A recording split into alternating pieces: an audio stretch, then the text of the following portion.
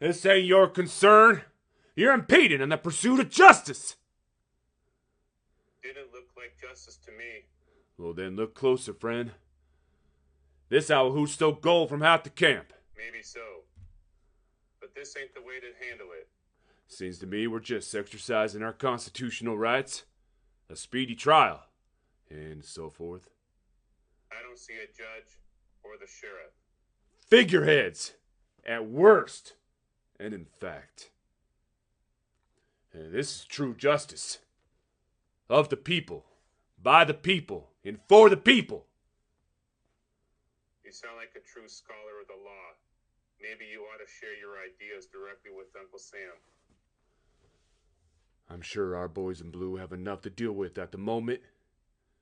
I trust that you'll see that justice is served.